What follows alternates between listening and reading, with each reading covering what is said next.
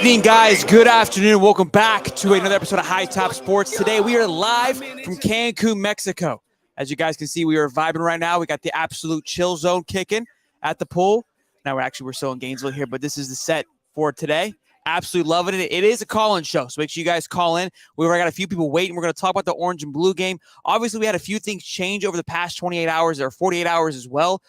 There's unlimited official visits now, which is interesting. And the Miami Spring game is going on right now, and they're giving points for basically just high-fiving their friends. So we'll talk about that. We'll explain how that's breaking down. And also, again, how do you guys feel about the orange and blue game? What's your thoughts? How are you guys feeling about it? Obviously, there's a lot of emotions after that first game and a lot to break down. For me personally, look, a lot of good things, a lot of bad things, a lot of so-so things. The biggest takeaway for me was the defense. Obviously, Austin Armstrong looked like an absolute goddamn dog out there. Looked good, looked excited, looked ready to rock and roll. He was hungry, as was the defense. I feel like they had a chip on their shoulder, especially from last season. Really wanted to make a difference, wanted to make an impact, and it showed. The depth was there, obviously, on the defensive line, especially on the secondary and the offense as well. Those guys were moving 1,000 miles a minute, it felt like. And for the offensive line, obviously, there were some injuries. I know Kingsley was out. Mazuka's obviously out. And we had a few other guys that are out, and we have David Connor entering the portal. Again, can't make excuses for those kind of things, but that was definitely a factor, and you could see because those guys were running all over the place last night. They were getting blitzed. Muddy says, need a QB ASAP, praying a top quarterback enters the portal this weekend. That obviously has been a lot of noise, and the transfer portal does open up, I believe, for 15 days tomorrow. So I'd expect news for the O-line to heat up as well as the quarterback position. Look, a lot of things I liked from Graham Mertz, a lot of things I liked from Jack Miller. Didn't see a whole lot of Max Brown, unfortunately. Did get a chance to dab up Maximus Prime afterwards. Great kid, had a lot of energy. The one big takeaway for me that I loved seeing was the excitement on the field and just the brotherhood that I saw. Now, not saying there wasn't any of that last year, but I definitely felt a lot more of it this year and just saw it again. For an orange and blue game, it looked incredible. After they made the field goal, the guys went running across the field, talking shit to the blue side. That was cool to see. Obviously, that clip of Austin went viral because he was pretty fired up about it. I mean, look, those guys came out there and wanted to play and wanted to make an impact. Again, I know the biggest disappointment was the lack of scoring. Only putting up 10 points on one side and 7 on the other definitely was frustrating. And Mertz said this as well, too. Once the momentum got going, right, they had a lot of good drives. Unfortunately, they would fall short at the end, turnover, fumble, kind of would lose that momentum. Things definitely to work on. But for me to compare the two quarterbacks, Jack looked more comfortable quicker, kind of just with the system. But Mertz, as time went along, you could tell that his experience started to overtake the game and just look extremely fluent with it, in my opinion. I think he started finding kind of a wide receiver. He started hitting Burke a lot. So he's starting to find some guys that he felt comfortable throwing the ball to. Had a big play to Ricky Pearsall. I think that was huge for that connection to happen. That was good. The running backs, I think we can all agree, looked absolutely phenomenal. They were humming. They were running everybody over. Even with a lackluster line, those guys weren't slowing down any. But again, with having two offensive line coaches, I've been preaching about this. We've got to do better on the offensive line. So honestly, in my opinion, going to the portal, we got to get offensive line help. Quarterback, sure, but O-lineman is definitely going to be a factor here. We got Godspeed here hanging out. Let's see if he's ready to rock and roll. There he is. What's up, big dog? I can't hear you, Bubba. You can't? No, there we go. There we go. How we doing, man? Good to see you, man. Yeah, man. Good to see you. How we feeling, man? What's your takeaway from yesterday, big guy? Oh, I got a lot of stuff. I'm not gonna keep you too long. I know you got other people. You're good, man. Got a few people. First and foremost, I want to say you're doing a great job with your channel. I appreciate it, Bubba. Growing. You put in a lot of work and you put out videos almost every day. So I appreciate that as a fan because it's hard to find a YouTube channel that puts out content as often as you do. So great job with that. Appreciate it, Bubba. Thank you. Also, I didn't realize last time I was on here, I didn't realize that my display name was. Yeah. I put my actual name. Yeah. So, yeah. Now you see that this is me, Godspeed. Yeah. I recognized. I was like, wait, he's caught him before, but it wasn't Godspeed before. But yeah. Yeah, it was my actual name. So party foul on me. Also, my boy. What's up, my boy? How we doing, baby? Good. So first off, I was in the live this morning and I mentioned either lackluster offense or elite defense. It's really obviously it's hard to judge when it's a spring game. They're not hitting back, and it's really hard to judge when it's your own team. Obviously, we hope the best for both offense and defense. Sure.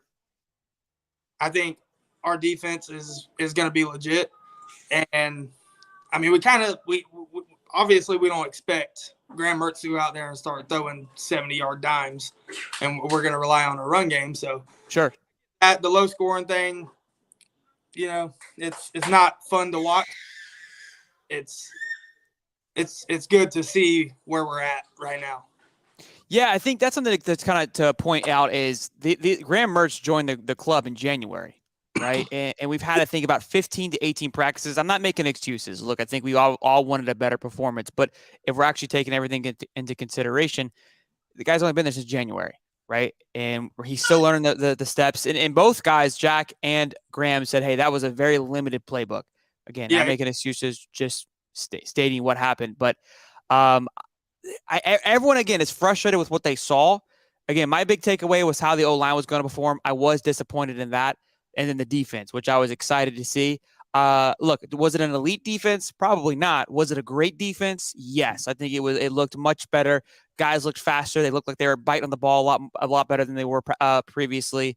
Still some open holes that we saw, obviously, when we were catching passes. But the biggest thing I think that people were frustrated with was the lack of completions from Graham Mertz and Jack Miller, just missing the easy stuff, right? Yeah. If they would hit the easy stuff, I think everyone would have been a little bit better. Not necessarily the score, right? But nothing ever really seemed to explode. And I think the problem with that is obviously with Anthony, right? That's all we had. It felt like was explosive plays. So now we're going to go from that to almost the complete opposite, a 180, where the game's going to slow down a ton. And I don't think we're going to have that opportunity to throw a 60-yard bomb like that. The throw to Ricky didn't feel like it was a place pass. It felt like it was more of a noodle pass. Like that was all that his arm could do. So if that's the case, that's okay. But Stetson Bennett did just fine with his noodle. So let's just be prepared that it's not going to be slinging the ball with ease like Anthony. Oh yeah. I think Marcus Burke is going to have a breakout year. I think he's super underrated. Obviously, he didn't play much last year. Sure. So knows, but yeah, our offensive line, dude. Obviously we got injuries, so we're going to have some people back before the start of the year. But those defensive linemen that Billy got in the portal this previous offseason is showing up, and obviously Austin Armstrong is doing a hell of a spark. Yeah, dude, he's the real deal. So we got that. So we got good pressure on the quarterback. I like that. We got good coverage.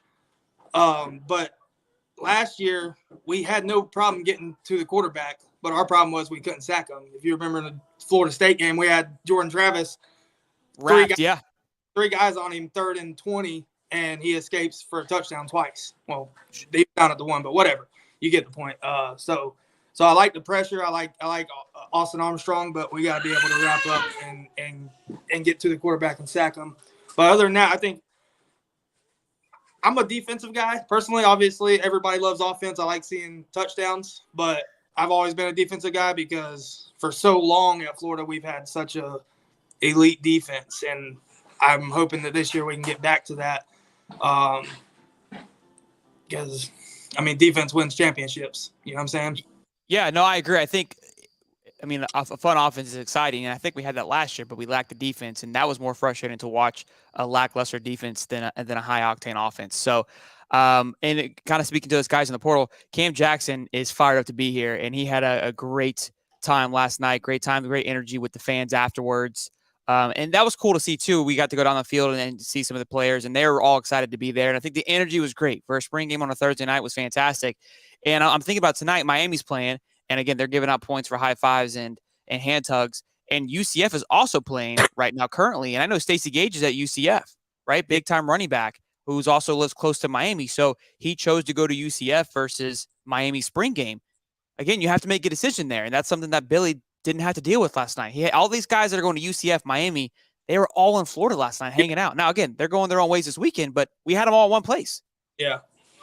Yeah, my Miami's falling apart. I'm not worried about them at all. We don't play them this year, but Miami's kind of like the not even the little brother. They're like the little step brother that you can pick on a little extra. You know what I mean? Sure. And then we got the 5-star safety last night. Xavier Filsaime, yeah, that was huge, man. During halftime, that was big time stuff. So my last little topic I want to talk about. You're good. That we will have the number 1 recruiting class at the end of 2024 next year. Because that's your projection? Yes, I think we're gonna get Jeremiah Smith. DJ have a connection. I look at them tweeting at each other, and Ohio State, they just got their quarterback. Whatever his name is, Air something another. Aaron Nolan. Yeah. But I think we're gonna get Smith, and with the way Billy's recruited already and brought in players from the portal, on top of DJ Lagway coming in and doing the recruiting that he's gonna do, I think that we're gonna have a serious. I mean, we're already 6th, I think. We're 6, 2 for 7. I think second in on 3, but we're second overall for quality of player behind Alabama. But Alabama has 2 players, so obviously that's a little weighted a certain way right now. But look, number 1, that would be incredible. Number 1 will put a lot of things to rest. It's gonna be tough to beat Georgia, but I would love it. I would 100% love it. I love your optimism. But look, a Jeremiah Smith, a Colin Simmons, those guys come through. That's 4 5-stars. Yeah. Right. So that would be huge. My old lady's back there saying "Go Dogs." Oh no! Oh no! Rough in this household sometimes. Troll. But yeah, dude, I'm excited. I think this year,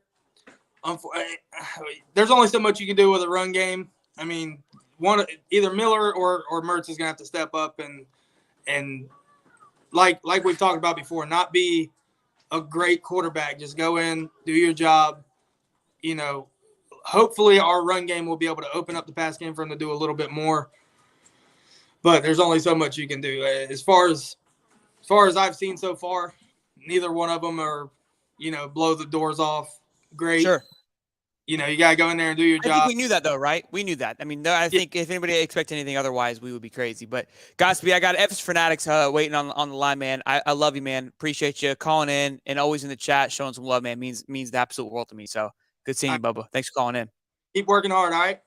Yes, sir. We'll do, Bubba. Thank you, man. All right, brother. There, Bubba. All righty, there we go. My Godspeed, that's my boy right there. Real quick, we got a super chat for the man, Mr. Ray James. $5 for the man. I appreciate you, big dog. Scared money don't Thank you for the love and support. We're going to add the man. I didn't realize you even supported this show anymore, Cody. Oh, he's not even there. Did he leave?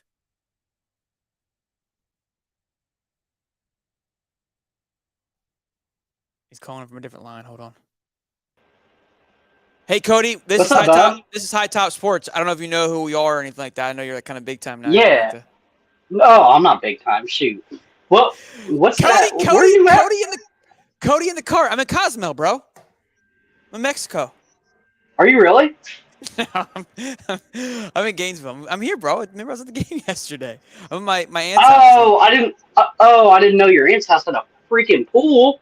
Typically that doesn't come up in discussion, Cody, when we're chit-chatting. And I go, hey, my aunt has a pool. Golly, look at that setup. We're vibing, Can you wave Can you wave at Armstrong right now? Right there. I can see their window. Oh, shit. That's awesome. So I wanted to ask you a question, actually. What was it like down there for the awesome, spring game? Yeah, it was really, really cool. I think it was fantastic. The energy was great because, again, a Saturday game sounds cool, but Saturday at 1 o'clock is fucking miserable, right? I mean, it was beautiful. Yeah. Friday night would obviously be a better idea, but again, you'd be competing with other schools just like Miami and UCF tonight. So, look, take a weekend, right? Take an extra day, and go. But especially if you live here, it's easy.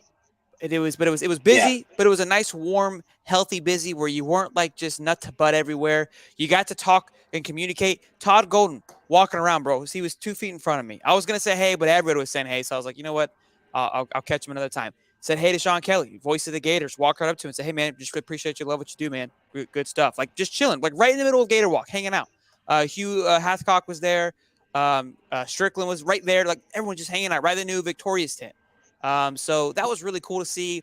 The Pouncey brothers were there. Obviously, we had Tommy Townsend, Major Wright. They were kind of out there, very easily accessible to hang out and talk with. Clifford was there. We had him on the show.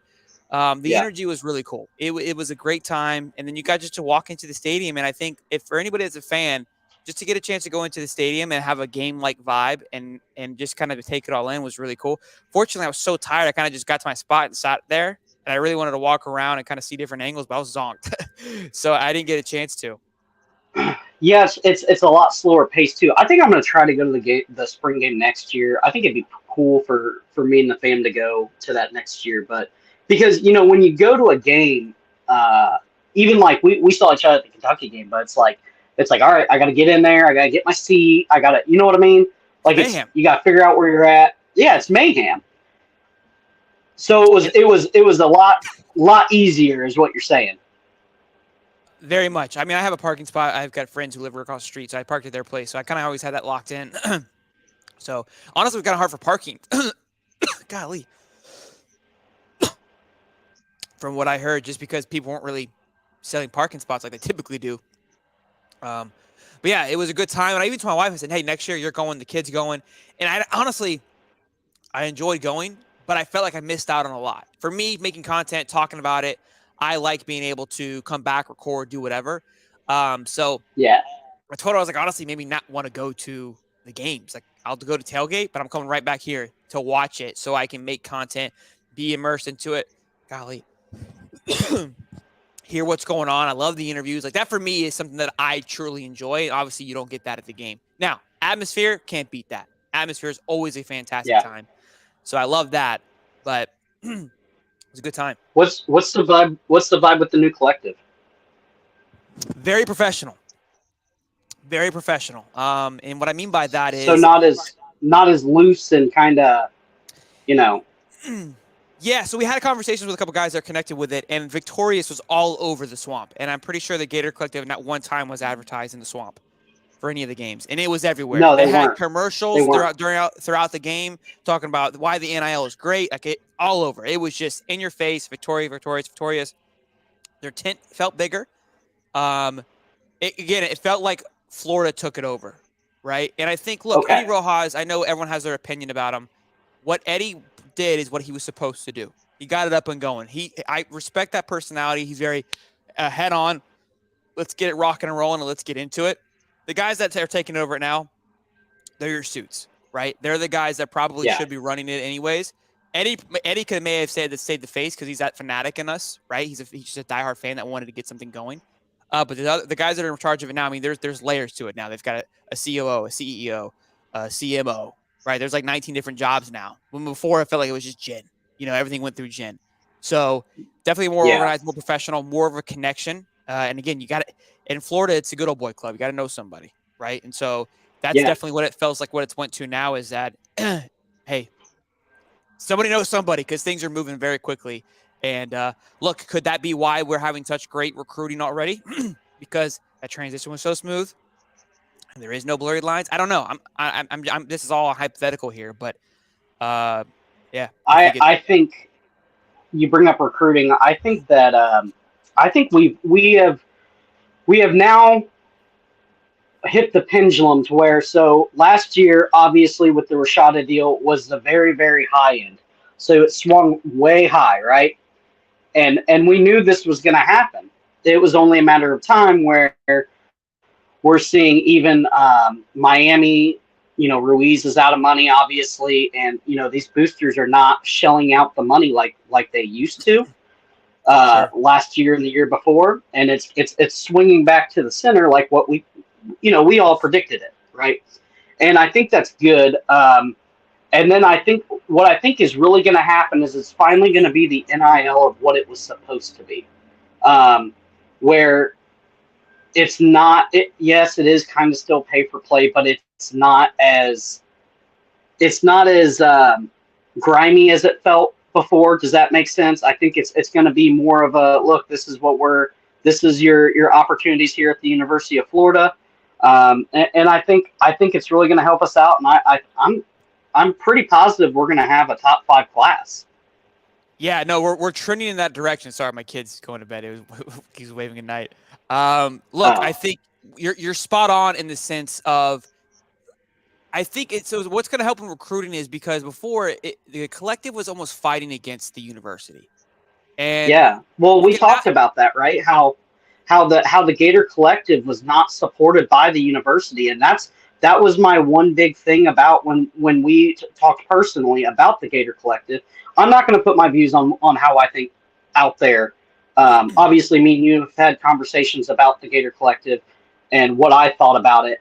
But it feels like now that Florida has said, okay, obviously this is here to stay, and to be elite at recruiting like they want to do, we have to play this game, and the best way to play it is to get a organized collective.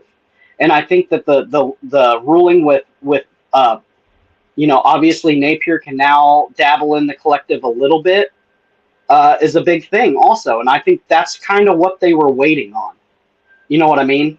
Yeah, no, I agree. And I think, look, we're headed in the right direction. Soderquist talked to them a lot yesterday. He was man flirting, doing his due diligence at the tent. That's why I wanted to bring him on here because I know he was there doing a lot of. He got here a little bit sooner than I did and had a lot of great conversations with them. And he's close with all those guys, has a lot of conversations with them constantly.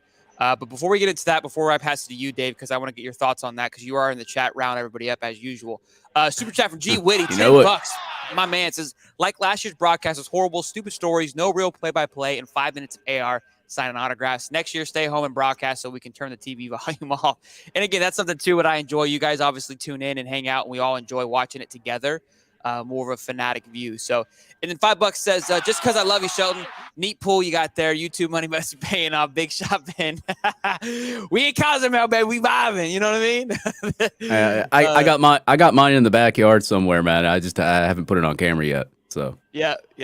So Dave, tell us a little bit. I mean, Cody, we tried to get this matchup here with Cody FS Fanatics on, but he bailed on us because we were big enough for him. So I'm glad we're. What's up, Cody? No, that's not what. No, so guys, I work for UPS, and we have compressed natural gas vehicles here, which are basically don't lie to these people, Cody. Like big bombs, and I had to do a 4-day course. So we're gonna get it lined up probably for next week. I'm gonna have Shelton check the schedule. We've got Dave Waters on next week. We're booked. Oh, I dropped the. You already dropped the ball, man. Well, whoops. Dave and Dave next week.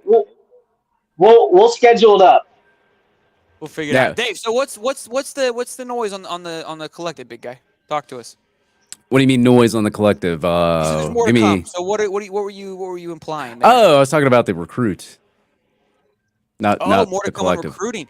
Yeah, so I was hoping for one tonight. Obviously, it's been quiet. I was hoping we'd land one tonight, maybe kind of have one Thursday, Friday, Saturday, Sunday. But it looks like things kind of went hush-hush for a bit, so.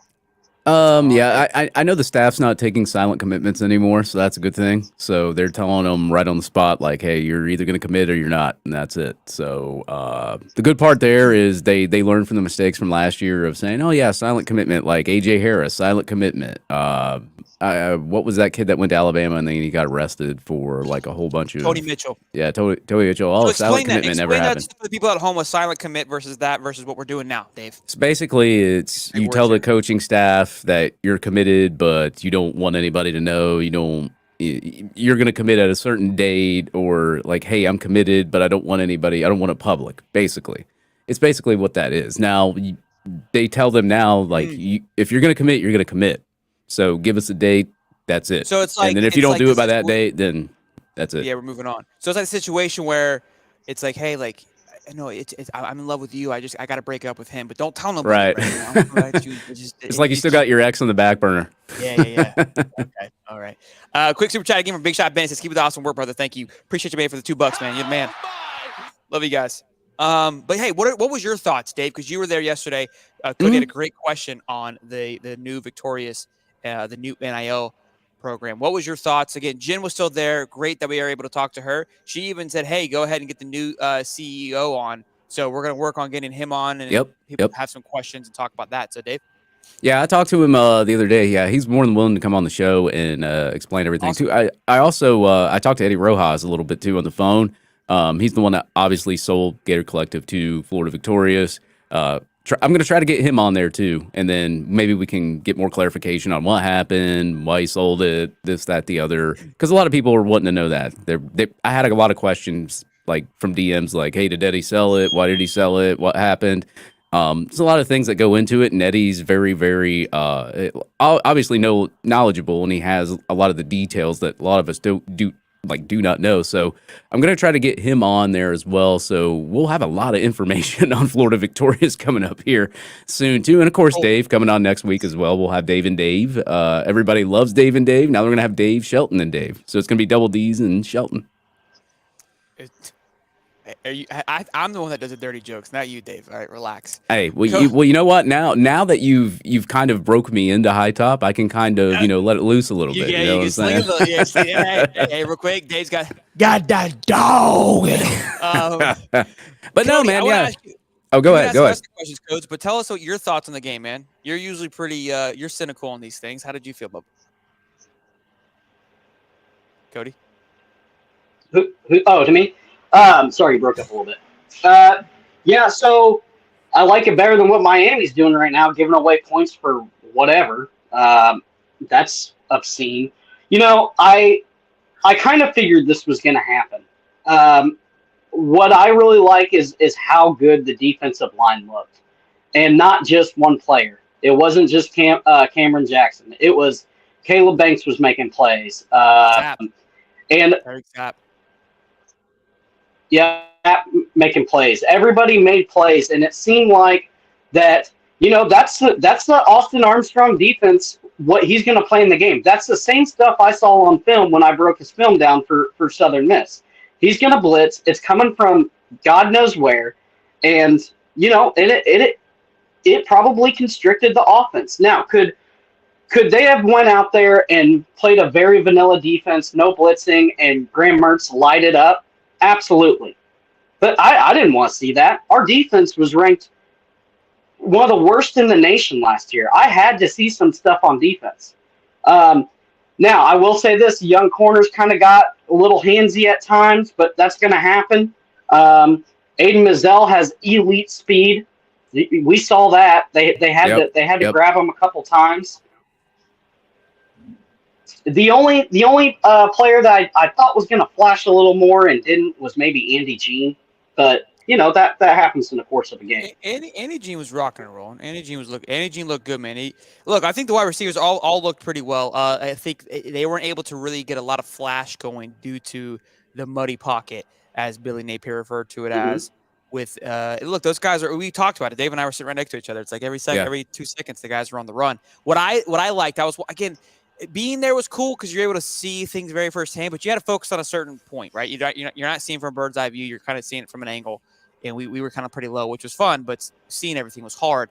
But I was watching Jack and Graham pretty closely, and the thing I noticed about Graham is he was always looking ahead to throw, right? Not looking to run. So he'd roll out, and his eyes are always looking down the field of where can we drop this bad boy in there. As for Jack as well too. But just Graham looked more natural in the pocket. Melo looked more comfortable with the team. Like he's like, I know this team. I've been here before. But Graham just looked more naturally comfortable. So that excited me. The areas, in my opinion, that lacked are easily fixed, in my opinion. And I know there's so many people in the chat. I know Twitter was so negative about yesterday. And I even got friends call and say, we suck. Yeah, I had to get off Twitter today. Yeah, look, and I know, and I spoke to a few guys yesterday I met. They watch Noah and Merce, I believe it was his name. They're both Gator graduates. I was talking to them. They're like, yeah, you're kind of like the what they call me, like the super Gator, like the Disneyland Gator, kind of always happy. And I'm like, look, man, until they give me a reason not to be, I'm going to be. So was there frustrating stuff? Absolutely. Just like if it was a game one, there's going to be things that we're going to be upset about, right? Yep. But all I know is Gators are 1-0. Yeah. We're 1-1. Well, we also weren't giving out points for like butt tags on the sideline and all that. So. Yeah. Miami's giving out. So Graham made a. Go ahead. Sorry, there's a little bit of delay, so if I'm cutting you guys off, I'm extremely sorry. Can you get better internet, please? My goodness. Well, I'm outside on an iPhone here, trying to sneak away. So Graham made an off-platform throw, and I saw that, and I was like, yes, that's the Graham Mertz everybody is excited for. It was kind of an off-platform. It may have been a touchdown throw, but he was escaping right. He rolled. The sideline was coming. There was not a lot of yardage, and he throws a dot as he's going outside, as he's stepping out of bounds. Yeah. So that was exciting to see too. So there, the intangibles are there. For sure. No, I couldn't agree more. Again, there was definitely hot moments. Real quick, we got a super chat from West Day. It says, with the defense that good or the O-line that bad, literally an untouched defender every play, I will say the defense looked really good. Your thoughts? Yes. This is where I go with, like, are you a glass half empty or glass full kind of guy? So, like me, I looked at Graham Mertz's statistics. I think he had like a 64% completion rating, threw for over 200 yards, but he's pressured like almost every single play, which I guess you could look at it as a fan like, oh, is our O-line really bad? Or did Austin Armstrong dial up a lot of blitzes and try to put pressures on the quarterback and say, hey, look, what's going to happen when you're pressured? What are you going to do? And if Graham Mertz, as pressured as he was, is throwing 64%, 200 yards, I'm okay with that if he's getting pressured. But at the same time, I also reiterated the fact to a fan that was sitting beside us there last night. I said, every quarterback that we've had in a spring game, has either done really well. Like Luke Del Rio had a really good spring game. I think it was like 2016. Felipe Franks, 2017 or 18, had a good spring game. Anthony Richardson threw for 70% in his spring game. Come to the regular season, Anthony Richardson's averaging like 58%, 57%. Felipe Franks, we all know about that. He was decent with Dan Mullen, but he wasn't that great. Luke Del Rio just really sucked. He was really bad. So what can you really take away from a spring game? Is it the fact that, like, okay, well, if my quarterback does really well, is he going to suck during the season? Or if he's kind of average, a little bit, getting pressured, is he going to be really good against the season? And even in the post-game presser, they said that they didn't even open up the whole playbook. It was just like the playbook was. And at that point, you don't want to give too much away anyway. So I was okay with it. I haven't had a chance to go back and rewatch it since I've been in the stadium, and I was kind of doing other things. So I kind of my attention was off of the game sometimes, and then especially with the commitment of Phil Samine. Yeah, we were kind of grinding during the Xavier. Once that happened, we were like, hey, trying to get the article out and things like that. So we were working too while we were in the game. Yeah, so I mean, I guess there's different ways you can look at it. Like I said, if you're a glass half empty kind of guy, you're going to look at it one way. If you're a glass half full kind of guy, and I'm not saying that that's your life decisions on everything that you do in your life. I'm just saying as far as football goes, like if you're a glass half empty, glass half full kind of guy, there was times where I was just like, oh man, this looks rough. But then there was other times I was like, man, it may not be that bad. I think our defense like stepped up because every time you've seen a spring game from the last 3 to 4 years, our defense is getting cooked. So like, it's finally we get to see a defense in a spring game, but at the same time that could have been set up too. I mean, there's a lot of things go into a spring game. There's some coaches that they care about it. They want to put on a show for the fans. Like Miami's, like said, giving away points for butt tags and everything on the sideline. But like, there's other ones that just take it seriously. Like Nick Saban, some of his spring games, there's not a lot of points scored in there. And then when he gets to the regular season, he's winning 10, 11, 12 games going to the playoff. So, I mean, it's like you're playing each other at that point, and you're mixing up rosters and everything else. So to look too much into it, okay, yeah, I get that. But at the same time, you should have a very fair middle mind about a spring game and just say, dude, it's just a spring game. Like, they still have till, August, September to figure out anything that's going on? So we're gonna add somebody here. Not excited about this, but no, I'm just kidding. We got Jason here from Hall of Fame Football. What's up, man? How you doing, Bubba? What's up, man? Good evening, good afternoon, ladies and gentlemen. What's up, bro? He's got to have his intro, man. Yeah, it was okay. I'll give it like a 6.5. Wasn't trash, quite actually. wasn't quite the quality that we're looking for here. Here, I'll give you an air horn, man. There you go. There we go. I kind of there we go, that, bro. That was actually pretty bad. So yeah. What's up, boys? So what's up, big dog? So obviously we're talking about the orange and blue game. When is the red and white game? It's not called the red and white game.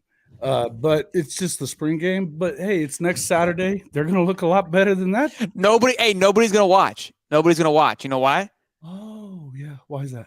Because everyone's gonna be watching primetime, and nobody's gonna be there either because they're all gonna be in Colorado. Beck's not going to throw 3 picks, is he? They actually. Who's that? The Carson Beck ain't going to throw 3 picks, is they? That's Georgia. He's an Oklahoma fan. Oh, Oklahoma. I thought you meant Georgia. Okay, so Oklahoma. Okay. I'm okay with Oklahoma. Hey, I'm okay with Oklahoma. You can say whatever you want, man. I thought you were Georgia, so you go right ahead. So Jason, like your hat's kind of up, so it just looks like a boner. That's all right. It works for this show, right? It does. It does. Boners are perfect. As long as you're not related to Big Game Boomer, I'm okay with you, man. Oh no, dude, that guy is a freaking twerp. Good, he thinks just like me. Good, there you go. I like this guy already. I don't like Big Game Boomer, bro. So, Jason, what were your thoughts on the game? Did you watch it? I did. Of course you did, because there's only game on TV. Go ahead. Yeah, sure. The question is, why wasn't anybody else there to watch it? That was, I mean, when you were on my show, Shelton, it seems like we were talking a lot of smack about USC never putting anybody in the Coliseum, and I swear that's what I saw at the Swamp. All right, so I saw your comment. So I took a picture from sitting on a side, obviously showing the other side. The side that I was sitting on was pretty jam-packed. That was the student section, which still was pretty healthy. But our side was filled up on top of both end zones were filled up, and even this side up was filled up. And this entire, almost our entire side, I would say was probably 60%, 50%. There was 40,000 plus in there. Yeah, the side that we were on is usually the side that fills up the most, and then you got your cliffhangers around the whole stadium. It wasn't packed though. Like, I'm not going to say that it was packed because it wasn't packed, but there was people there. It looked like the Swamp to me, man. That's all I know. I've never seen the stands before. I mean, honestly, just people. We're talking about practice, not a game. Man. I would rather fill it with recruits, man. 40,000 people showed up to watch a practice. Fair enough. I'm pretty pumped about that. Too legit to coach. You were asking about pretty sure Billy said 40 last night, so it's 100%. It's 40. Okay, well, so last year Oklahoma put 78,000 people in. Yeah, but what day did they have it on? On Saturday. Saturday, probably. There you go. That's why. Definitely cool. So. But look, so kind of going back to the quarterback play, I think, and what you were talking about as well too, and this is where we're going to hit with the positive Gators, and because we're not coming in here and saying it sucked. This is sunshine pumping. Is that what we're doing? Sunshine pumping. Yeah. There you go. There's the terminology for it. Look, I think the critique I will say is Mertz missed a lot of easy passes. Those things I was frustrated with. The O-line, none of that matters. You got to hit those passes. You've been doing this is your 4th year or whatever it may be. You got to hit those. Right. Jack, I'll excuse a little bit, but this is your second time going through the system. There are certain throws he 100% should have hit. Those things I was frustrated with. Offensive line definitely looked a little raggedy. Frustrated with that as well. But again, all in all, running backs, all 4 of them ran really, really hard. All won a starting job. Excited about that. Wide receivers, for the fact that Jaquavion Frazier, I'm pretty sure he was injured. But I saw him on the list, and I don't know where he's going to end up. But I know he was fighting for a spot last year. It doesn't look like he's even going to be a top guy. So the fact that these new guys are coming in and they're going to be dogs. A. Mazzell looked incredible. Andy Jean looked incredible. Running routes. Marcus Burke catching that ball around the guy. Basically his pass interference around his back. I don't know who he caught it over. Looked good. Kamari Wilson, right? He's a redshirt freshman. I want to say, looked good. Looked like he was a leader out there. Shamar James, dude, crushing it. Looking like he could be the next Ventrell Miller fill-in, which I love to see because obviously we love Ventrell. Look, I know that's going to get a lot of flack like way too soon, but gave me those vibes of, hey, he's going to come in and be a leader. Incredible personality. So fun and bubbly. Saw him on the Gator Walk. We've interviewed him before. I like Nunnery. Nunnery did a phenomenal job, dude. Nunnery, yeah. Saw him a few times. But so, Jason, what was your thoughts as a non-Gator fan? Obviously, you're going to make some jabs, which I expect, but I also respect your opinion. Well, you wouldn't respect me. You wouldn't respect me if I didn't, right? No, yeah. That's what I'm saying. I would call you a little bitch if you did. If you pull a Steve on me, like he likes to be all like cordial. Like, I mean, do your job, but let me hear you. Bro. I didn't think they looked that good. I think that the defense looked like it was really good, but I think the offense looked like it was really trash. 14 freaking passing yards. It's not good. It's no good. No, 14 total? I think that's the total. At least Graham threw for how many? Oh, I'm going to pull it up. Okay. And I could be he had a taking that. 30-yard pass. He had a 30-yard pass to Ricky Pearsall. So I know for 14. Well, okay. Well, maybe Yeah. maybe so that was probably just coming from. It was Uncle 350 passing yards total. Okay. All right. Well, yeah, I don't know where 14 came from. I don't even... That came from Uncle Lou. It came from Uncle Lou. Oh, of course it did. Come on, man. I love Uncle Lou, man. I had to throw that one in. We have him on the show all the time, dude. He's awesome, man. So Graham Mertz had 143 yards passing. Okay, well, and that's the whole thing is like Graham Mertz himself. The dude did not look. But here's the deal: how much of that it had to do with the fact that you really want your defense to look a lot better? How much of it is it's real early in the year and you're not going to show anything if you're Billy? You know, how much of it is a combination of both?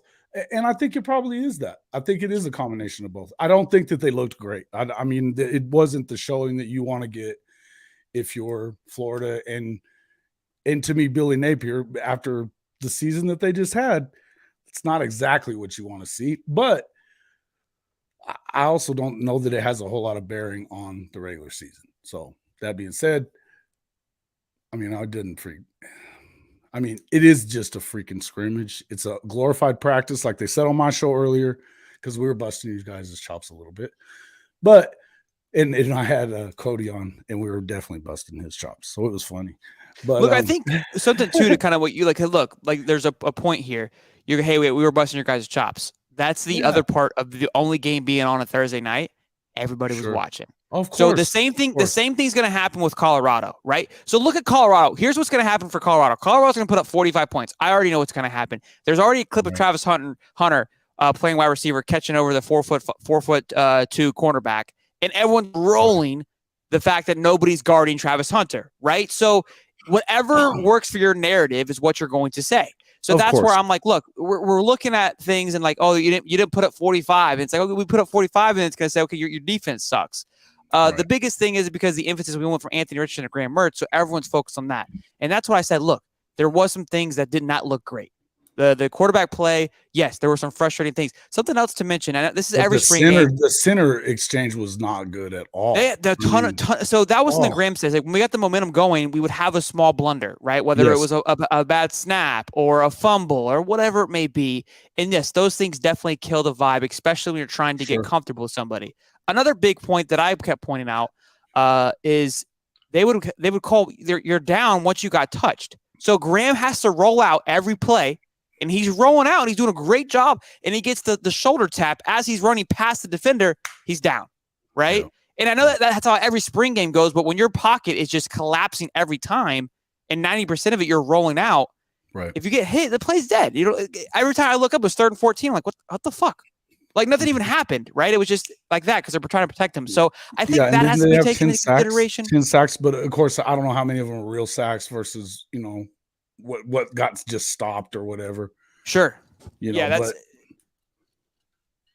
I was just saying, I mean, it's just not a good look for the line. I think that if I took anything really away from it, I don't know how real that play calling is. I know that what Cody was saying, your center is going to be a lot different. You're not going to have the same center in there, God, hopefully, because that freshman is not ready. That was Roger Kearney, and Kingsley's the starter. He wasn't playing. Right. That's what I'm saying. It's not going to be the same guy, right? He did have 244 yards. My bad. The site that I look at, I do a lot of. I thought Graham threw stats. for 240. I thought Graham threw for over 200. That's why I thought he did too. Like, so I went to stat broadcast, and I guess they didn't update it all the way. They only have him at 143, but he threw for over 200. It's like 244. Yeah, it was like 18 for 29. That's actually 18 for 29, I believe. I think what you get caught up in the most is the fact those are huge. Yeah, 18 numbers. to 29. Those are huge numbers when you start looking at, I mean, first off, they only put up 7 points or 10 points, I guess it is, with the field goal that was extra time, or was it not extra time? I don't know. No. Okay. So either way, you didn't put up a lot of points. You had 10 sacks given up. The center exchange was bad. I mean, offensively, it looked as bad as you could look, but defensively, I mean, that's got to make you feel pretty good. I know that's what Cody was saying. It was like, look, you guys were bad on defense last year too. If they come out and look good, that's going to make you happy. And I'm much happier to see them playing well defensively than I care about what they do offensively. Sure. I can see that. That makes sense to me. Jason, let me I'll put you on. Mind kicking you out for just a second. I'll bring you back in if you want to hang on. I don't know what you got going on, but we got somebody waiting, Eloy, and I want to have him hop in here for a minute. Is that cool? Yeah. All right, Bubba. Oh, there you go. Hear me? Eloy, now I can. All right. Firstly, glad I'm on the show. Glad you're on the show, man. Glad for calling. Thanks for calling in, Bubba. Because I have been watching you for a while. I really like the takes y'all guys have, the conversations. I'm a freshman here at Florida. Like, I'm literally in my dorm right now in Rawlings Hall, which I don't know if you've ever seen it on your like drive to the stadium, but it's a shithole. But I was like, where's he going with this? Hey, at least he's honest, man. Yeah. It serves Look, a good purpose, and it's cheaper than most of these places here. But anyways, I just want to like talk about like the game, because I was at the game and I'm gonna be honest, I left about halfway through for halftime, and I was like, I'm gonna go to Wawa real quick. But then like I went, and everybody else had the same idea to like go. I don't know if they had the same idea to come back, but I was like, shit, this line's bad. So I came back, and it was like I've watched Gator football ever since I was little. Sure. Like 8 little. Like it was like weird times, and like last year I watched the spring game, unfortunately, from my house because which is like 4 hours away from Gainesville. And I was like supposed to show up that day, but we had left from preview like the day before. And I was like, damn it. I missed it. It was my first blue and orange game, but I did miss it. And I noticed that watching it full at home last year, and then watching it in full in person this time, it was like a lot of it was kind of underwhelming, because the big question mark for me, looking at our team, was the quarterbacks. That's what I was looking at. And I was like, okay, you got Graham Mertz, who, while not necessarily awful at Wisconsin, was not the most impressive thing in the world. Sure. But he was the marquee guy that we were looking at from the transfer portal. Of all the major quarterbacks that were in the transfer portal, Spencer Sanders, you had, who was in it was like the 2 Ole Miss quarterbacks that transferred there. My personal one that I wanted to come was Hudson Card. He went to Purdue. It was like Texas one, yeah. Yeah, and I was like, okay, so you get Graham Mertz. Okay, I maybe he's seeing something. I don't know. And of course, like Jack Miller stayed on the team. I expected him to transfer because of just how bad his showing was because of the situation he was put in during the Las Vegas Bowl. Sure.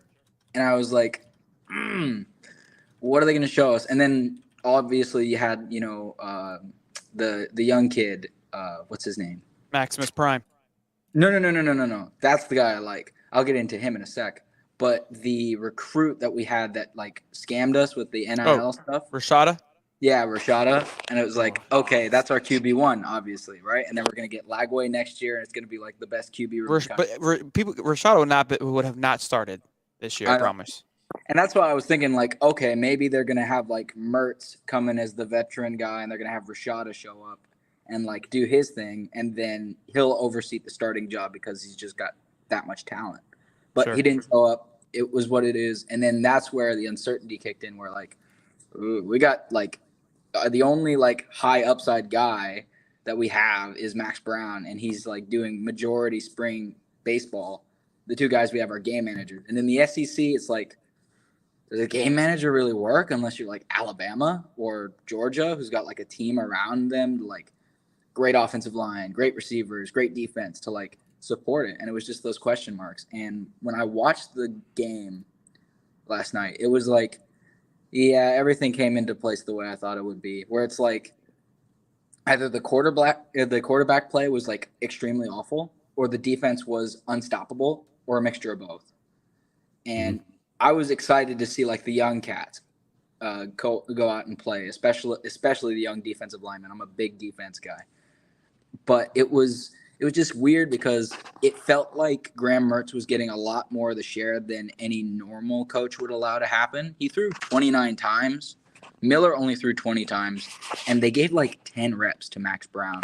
And I thought that was strange, especially considering like Eesh, a lot of those throws, even that big throw to Ricky. Yeah, that, and even Noodle the throw. Marcus Burke were like, Sus. I agree. And those are those are the things that I say, like, hey, if we're gonna pick and prod, that's what I'm prodding at, because you had a clean pocket, you stepped up, threw it, and that was your production. Now, I will say he never got into a rhythm, right? Agreed. And that's huge. And if you don't get comfortable enough and you never really get going, you might find some noodles. And again, I'm not making excuses. I'm just simply just pointing out the facts. Yeah, and I But agree with that, because the offensive line, I would say, despite like the youth at the position, I think like throughout the entire game, they played as good as they could have, because they were going against the starting defensive line, and we had like 3 guys out, including Kingsley, Yeah. Cameron Wait. that D line, dude. That's what I was I going don't to know. say. And they I think Austin before the game went through and headbutted every single one of those defensive players, because they were just cracked out of their mind. You would have thought it was Florida versus LSU the way they were acting. It was insane watching. It was fun. I loved it. I loved every second of it. Great stuff. It was great stuff. Yeah. So look, if we get back to that, where we're putting up, it's 20 to 8 sacks on the quarterback, just every snap, and it was like creative plays too, where they had TJ Searcy come in on like a bluff blitz, where he like showed zero, went at the line, and right before the snap went 10 yards back, and then like almost used that momentum to shoot back and then sack Mert. And I was like, that's new. That's another thing that impressed me, was the defensive coordinator and how he operated the Orange team. It was great. It was really good. And again, appreciate you calling in and being a fan, man, and calling in from the dorm, man. I didn't get a chance to say that because you kept rolling, but I do appreciate it, man. Love the support as well. Yeah, thank you though, because like I was like sitting there all patient. I was like, this is cool. It says I'm in backstage. You're behind the scenes, man. Yeah, yep. What are you in the You're in the boiler room, right? I love getting your. Much. It's hot in here. Yeah. I love getting your takes on it. Especially again. Nothing oh shit! here. Look at that. There you go. Oh, ping pong. What's up? Anybody wants in ping pong? I'll wear their ass out. Don't play Josh Payton folks. ping pong, man. Oh yeah. He's like these like drunk kids come down here every night while I'm doing my studying, and they're like, I think they're like seniors probably, but they have like their own little ping pong thing, and they always mess up because they're always drunk. And so it's like, I'm like, I could kick the shit out of both of these guys in ping pong right now. It'd be so fun. It'd be so fun. But they end up like just half-assing it, like, Just slaying. It's so funny because they end up missing and then they like stumble, and like I saw a dude fall yesterday. They're like 10 gallons of beer in. Oh, no doubt. Like they came from grog like recently, and like have not sobered up slightly. They don't even have like waters in their hands or nothing. It's just, but that's Gainesville, honestly. It's good to know we have some university support though, man, down there. Yeah. You guys watching the show and all that. Do appreciate that. Yeah, I do. It's been that way for me. Always been a dream to come here because I started watching football so young. And as a student, I was like, okay, I've always loved the university, and then it's like, well, we're a top 5 university in the country. So it's like, okay, yeah. So now I'm interested in being a student too. So, yeah. There you go. Well, Eloy, I appreciate you calling in, man. Don't ever hesitate to call in and give us a shout. We got some people waiting. I'll bring them in, man. But love the support, man, and go Gators, man. Hopefully we'll see you at a few other games, man. Come by. Obviously, we're going to be tailgating, so come by and say, hey, man. Oh, no doubt. Yeah. Just like I tune into every live stream at least. Hey, you want to go to a kick-ass tailgate? Go to the Harmonic Woods. Woods. Yeah. I've been there before. Oh yeah, it's I'm always there every year. Oh yeah, definitely. Thank y'all for having me for a little bit. I know I'm probably overstaying my welcome, and everybody. No, you're good, man. You're good, man. Thank you, Bubba. Appreciate it. No, you're good, man. You're good. Thank y'all, guys. All good, man. Continue watching the stream now. Yes, sir. All right, man. Get to study, man. Real quick, I got to address a few things. Nick Meyer says I'll whack that ass in people. Nick, you my dog, but I will wear that ass out from north to south. Okay. He's got that dog in him. Got that dog in him. People think they got that game. I promise you. I went to college for 4 years. I majored in ping pong. I will wear your ass out. Papa Stokes, I see you talking shit too. You said the same thing about Madden. You got absolutely clapped. I'm pretty sure it was like 59-0, maybe 7. You almost got skunked. Get out of here. Get out of here. We got West Day. He's still in the boiler room. He doesn't know that he's in. He's not in yet. I'm looking at his face. He's ready to rock and roll. What's up, West Day? Welcome to the bro. There he is. Hey, real quick though, I gotta give you some shit. You're freaking out in the comments saying, "How do I join it?" There's literally a ticker. It says link in the description to call in. So I gotta give you some shit. I was like, bro, I don't know what else to do, man. I can't come over to your house and click it for you. Well, I figured I just went and I hit the thing underneath your yeah. I was in the chat section area, so you got it. You figured it out. Talk to me, man. How are we feeling about the game, Bubba? I was really excited about the defense. Loved Armstrong's energy. Loved it. The blitzing. I really liked how exotic his blitz packages were.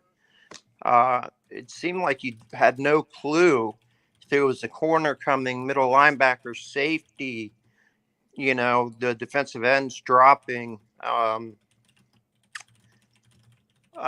was a little worried about the offensive line. But then again, like you guys said, it was a scrimmage. We did have what was that? That was our backup center in, right? We didn't have the starting center, correct? Yeah. Yeah, that's why there was like a lot of high snaps and everything else. Yeah, well, I think there were 6 or 7. I stopped counting. But I thought Graham Mertz looked pretty well for. He goes, I stopped counting the high snaps. I thought he looked pretty well. Considering he was rolling right pretty much every play. And what you said, he hit about 70% of his passes, right? 244 yards. He had about, what do you have, a minute? It went down and scored a touchdown right before the second. Right for the half. Right, exactly. So that really encouraged me on him. I thought he looked a lot better than Jack Miller. What do you guys think about the defense, though? Yeah, look, I think that number 2 safety in the nation. That's huge. And then I know Jordan Pride. I saw you guys in the chat. He hasn't committed yet. Apparently, he's going to do some more visits, which he should. But yeah, the defense looked good. And I keep saying that too. I think Jack looked comfortable because he's been there, but Graham definitely looked more seasoned, and that was huge. So right now, Muddy says Bleacher Report listed Brock Vandergriff as potential quarterbacks. Grayson McCall once again. Casey Thompson and Malik Murphy from Texas. All those guys are entering to the portal. That would be huge. Let's see what Billy can do again with his new NIL. Could that have a factor on who comes and who goes? We'll see. Vandergriff, he's from Miami, right? I honestly don't know where Vandergriff is. Oh, look at that. Chance Robinson commits to Miami. They finally got a guy that's actually in the top 250 for once. I was just about to look that up. Oh, wow. Did we get any more recruits besides the safety last night or no? No, just the safety. Just the safety. For now. And I think would that bump us up to number 2 in the nation now? We are right now we're sitting at 6 on 24/7. I think On 3 has us at 2, right, Shelton? You said 2 earlier, right? 2, yeah, I think it was 2 on 3, I believe. I'll go look at the On 3 rankings real quick. And On 3 doesn't give Florida much love, so. Yeah. Yeah, On 3 has some yeah. I won't say anything. I don't want to be mean. We have a breaking source here. Nick says, I have a great source on Grayson. He's in Taco, Florida. He withdrew his name to get his grades higher. Source is me. I mean, if you ever needed a lock, there it is. Did we hear anything about the defensive end that decommitted right before the Florida Orange and Blue game from FSU? Jordan Pride, that's a safety. Yeah, nothing more from him. Okay. He did visit though after he decommitted. He did visit. Oh, he was scheduled to visit anyway, but he decommitted the night before he was supposed to visit here. Yeah, that just kind of seemed like it made sense that he was kind of maybe going to Florida. So I don't know. But I've also heard South Carolina maybe. But I love the defense. South Carolina's killing that offensive line right now, man. They've got they just picked up a 5-star offensive lineman. They're doing a great job, and then they landed Cam Pringle as well for 2024. Yeah, Cam Pringle and Josiah Thompson, both guys I that can't are like believe Chance Robinson commits to Miami after all that shit talk I was doing in Miami. That's huge for them, though. Good for them. I mean, by the time they get going here, Chance Robinson was one that we were looking after. Now they'll be ranked to like 40. So that's true. That's true. Instead of like 70. What was Chance rated?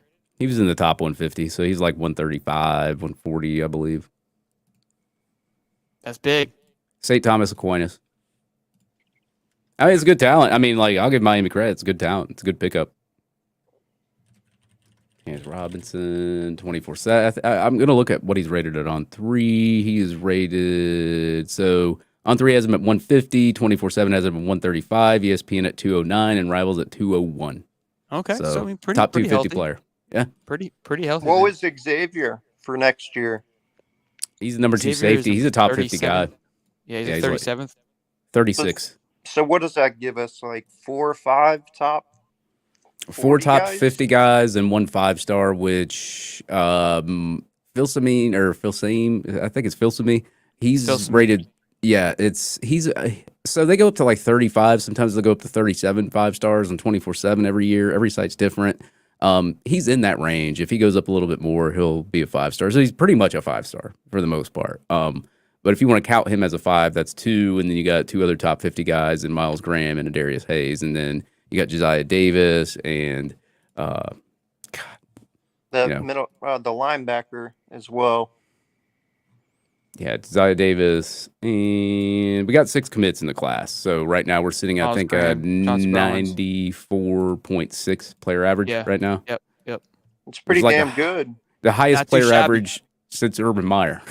Yeah, and the second overall right now behind Alabama.